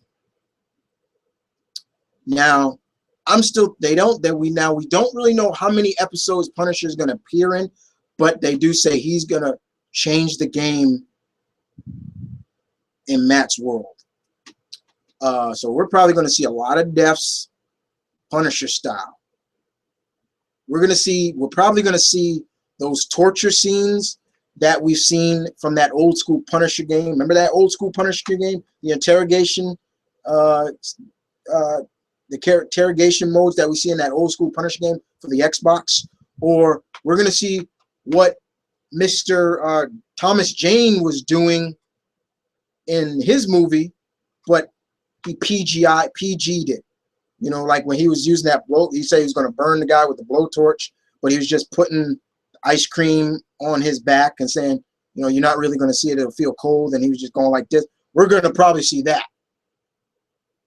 Now, word from the grapevine and words going around that Marvel is going to do the same thing that they've been doing. They're doing with the Netflix stuff is what they're doing with the movie stuff. They want to do more phases, and they want to keep it kind of the gritty, but more of the street level heroes. Punisher, I could see doing this here. I've said it before. Punisher works better as a series instead of a movie. So I'm thinking, and I've heard this is the word is that Punisher is the first in phase 2 of the Netflix series. So this may be a tease that John is going to do more.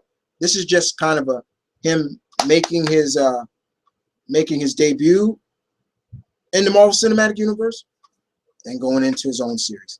And if that happens, then God knows who we're going to see. We're probably going to see people like Jigsaw. We'll probably see the Maggie. We'll probably see. I would hope to see Barracuda. Hope we get Microchip in there. You know, Chip being his right-hand man.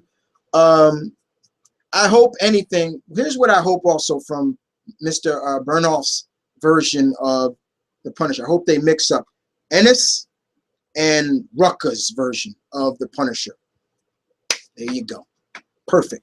But keep a lot of the guy who created him, Jerry Conway. So yeah, that's all I'm looking for. So yeah, that's gonna be some good stuff right there. Definitely. Looking forward to that. All right, let's see. Before I go on to the last topic, which is the whole aspect of this whole new, what is the overall opinion of the whole new Marvel, all universe? I'm going to give my opinion. That'll be my last topic before I end this bad boy. And here we go. So first of all right.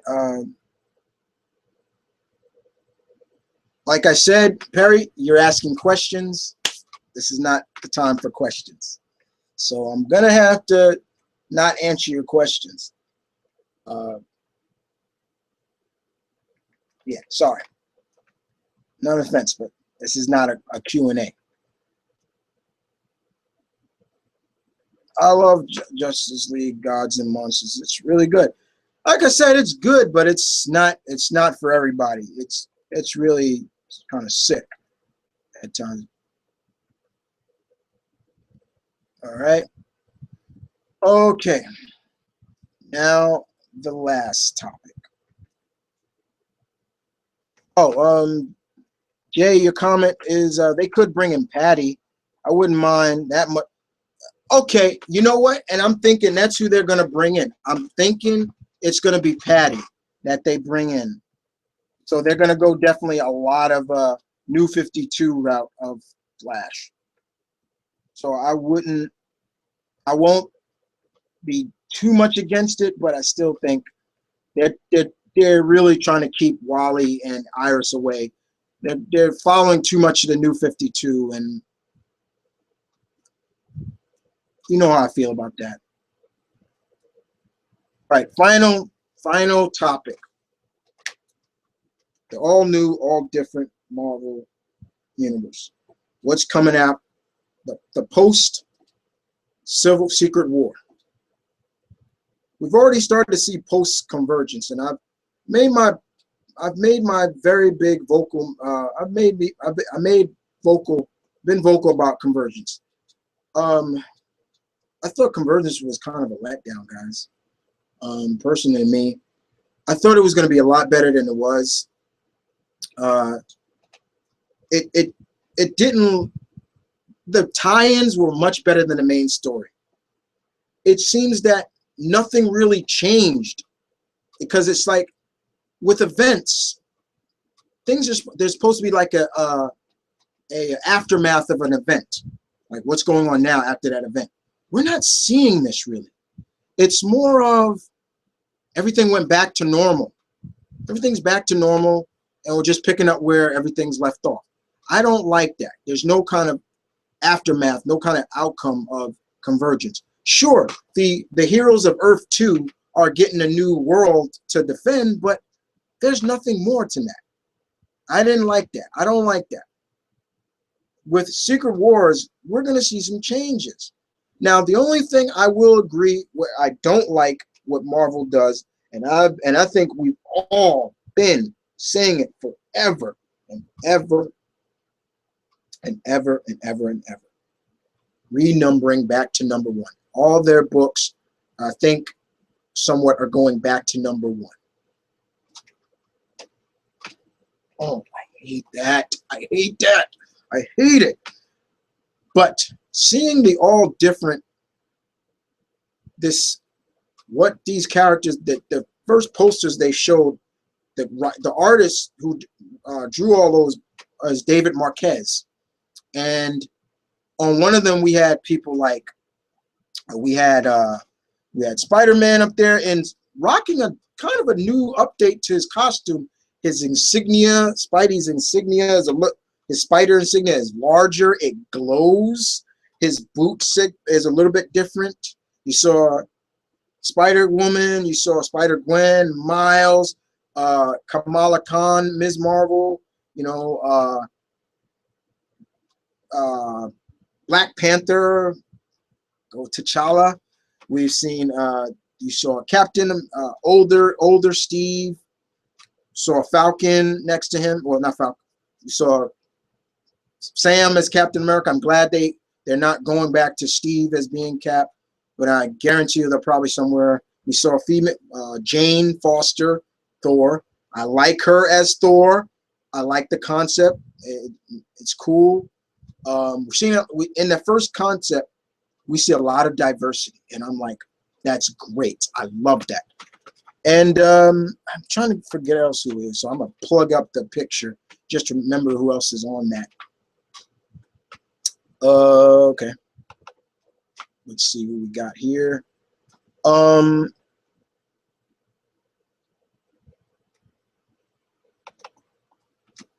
And then one of the, oops, sorry. And then yeah, and then we also have Phil Coulson on there, Vision, and then Ant-Man is down at the bottom, and then the biggest one that really blew my mind away because I was so happy. You guys know how I am, big supporter of Native American characters. It comes with the blood, okay? It's in the blood. I can't help it. Red Wolf. When is the last time we seen Marvel do anything with that? That's one of Marvel's first Native American characters, and bam, they're giving us an up-to-date version of that character. Marvel right there sold me. They sold me on that alone. I was like, okay, I'm sold. But then they go on to talk about that most of the characters in the first poster are going to be like key players in the new whatever universe now. You know, so it's like, so all these characters are going to play key moments. That's great. All for that. Then next, another poster comes out. Another poster comes out, and it hits us with some more knowledge. We still get Tony on the, well, we don't, I think it is Tony in that armor of Iron Man, but then we get to see more. We get to see Dr. Spectrum. For all those people out there that don't know Dr. Spectrum, he was a part of really the Squadron Supreme, and that was a different universe that it owned too. But Dr. Spectrum is kind of like the equivalent of Green Lantern in the power range. Some people say, well, Nova is too, but not in this way, different. So yeah, we get to see. And then then below Dr. Spectrum, which they're going to use the female Dr. Spectrum again, so that's interesting. Then below is Citizen V. I was like, whoa, Citizen V. Last time I saw Citizen V was somewhere in New Thunderbolts, and Citizen V was before the biggest revelation of who Citizen V was he was Baron Zemo. So maybe this is maybe this is the female version of her, of the character. I'm not sure. But Citizen V, wow. Then next to Citizen V is Thing. And on top of Thing is Rocket Raccoon. So I'm like, and they're wearing the same costume. So right there, I'm like, is Thing joining the Guardians of the Galaxy? I'm like, whoa. Once again, you're looking at this stuff, you're like, okay, that's a little different. Thing is used to going out in space. That's no question. And Thing's personality wrapping up with the rest of the Guardians can work. I'm like, okay, where's this going? Next to Thing is Karnak, the Inhuman Karnak. And Karnak is one of my favorite Inhumans. I love Karnak. Why? Because he didn't get his powers from, first of all, being a fellow martial artist myself, I love that he's a martial artist. But he didn't get his powers from the Terrigen Mist. He got his powers naturally. He gained this ability on his own. I like that. I like that. That's good stuff right there. But he looks like Joe Hobo. Let's just put it like that. He looks a little bit like from what game I would say. Damn, I'm forgetting the game, but damn, I'm forgetting the game. But he does look like he's down on his luck. And then of course to him is Inferno, who is another Inhuman. A lot of people thought that's Johnny Storm. That's not Johnny Storm. That's another Inhuman that has fire-like volcanic powers, and that's not Tauros. So no. And then above him is Hyperion. Then across from, then on the other side of Iron Man, you got Queen Medusa, cool. And above Queen Medusa, you have Matt Murdock in a new costume, black and red. Love the costume. He's wore black and red before. Nothing really too new, but you see it has more of a Street Fighter-like vibe to it. Like his gloves are more like taped up, but it looks like they're kind of paying a little bit of homage to the series. And then of course they cross from Matt is Doctor Strange, the Sorcerer Supreme, kind of going back to his old school look, but he's got a motherfucking got an axe. And I'm like, oh man, like, okay, what the hell? You know, Doctor Strange not playing no more. Like, you screw with Earth Dimension or whatever, you get not only you get the sorcery, you get the axe. Now, some people are questioning, is that Thor's axe? No, I doubt it, because his axe looks totally different. That's not his axe. I can tell you that right now. That's not his magic. His axe, Jabbar, whatever. I can never pronounce Thor's axe's name. And then, of course, you got Star-Lord, and in between Star-Lord is two Wolverines.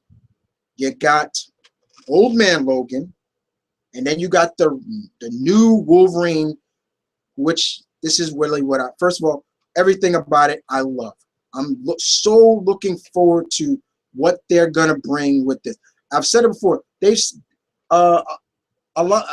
Axel Alfonso said that they're not ending anything that's not broken. So my guess is they're not taking things that happened already and turning it around. No, what I think they're doing with this is more not like a reboot, but just tweaking some things to give it a little bit more fit for new readers. That's fine.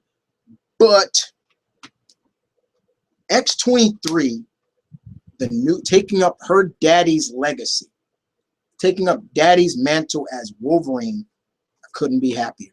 Look at my face. Look at my face. Look at my face. I'm jonesing like I'm jonesing if I was ready to chew down a 48-ounce steak. I'm loving it. I said it before. I told people before. If it was Daken who took over, I would have been pissed because I hate Daken. I hate Daken. I hate Daken. I can't stand that character. But yes, I'm so happy that X-23 is going to be the new Wolverine, taking up Daddy's legacy. I like that she's even taking up Daddy's kind of costume. You know, the black and blue, the blue and yellow, and skims of black in there. Great. I'm so happy for her. You know, X-23. We've been saying X-23 needs to get her own series again. And I think it's time that Laura has a new name, because a long time X-23, it sounds too sci-fi in a sense, or too clone-like. Like, it sounds way too clone-like. Yeah, X-23. She's the 23rd clone of Wolverine, attempt of a clone for Wolverine. But I'm loving it. Now, in terms of the whole all-new Hulk that's coming, they say now there's rumor that it may be Amadeus Cho as the all-new Hulk. Once again, I'm not against that either, because Amadeus Cho and Hulk have a good relationship, but the relationship is more with Hercules than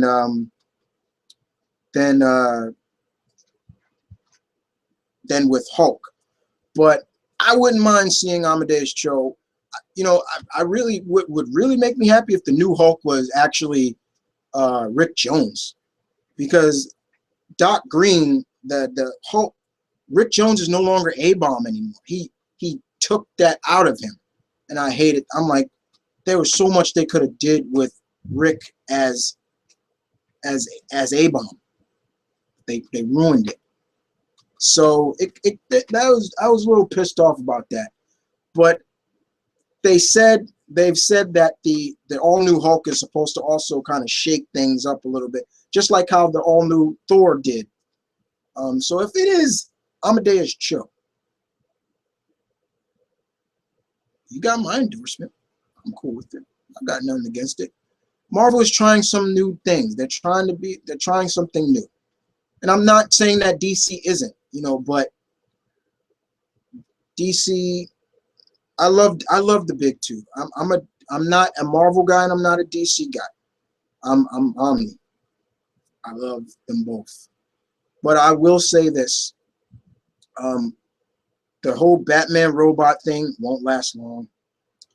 Superman in pulling off a Superboy won't last long. I don't mind if Wonder Woman stays in that costume she's gonna be wearing now. That's a nice costume. I like that. Aquaman, his new look is fine. It's not that bad, but there needs to be. I like to see some change, and Marvel seems to they're going with some changes. You know, they're starting to push some characters that may need to be pushed up, and that's fine. And taking the next step in terms of the evolution of their character, like Laura Kinney, aka X-23.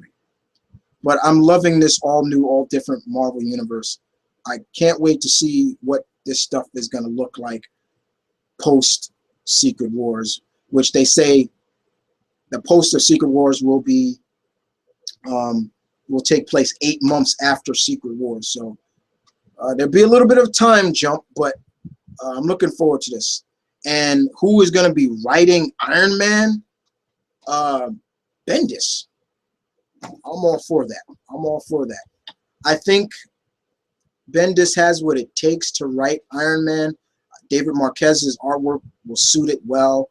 The only problem I have, the only thing I can say is like sometimes, like I said, that's why I don't like seeing Bendis do a lot of work, do a lot of everything. When he writes too much, then you start to see his writing starts to showcase that he's taken on too much. His X-Men kind of fell off, I've heard people say. All new X-Men I was liking, you know, I'm fine with, you know, but I don't read Uncanny, so I can't really say what's going on with that. But I've heard from friends saying like, you know, Guardians, it is what it is. But I'm looking forward to seeing what Bendis can do with the Armored Avenger. And that right there, guys, will wrap this up. And I'll see what let me before I wrap this up, let me see the comment real quick. I call the new owner will become the right. Yeah, I love that. Yeah. So thank Dano for that. So I'm gonna wrap this up, guys. I want to thank everybody for everything. If I missed any comments, if I missed anybody's comments, I will write my opinion to I'll tell you what I think in this section below. But this was not a Q&A. This was the opinion spot. And I also want to thank everybody who hung out,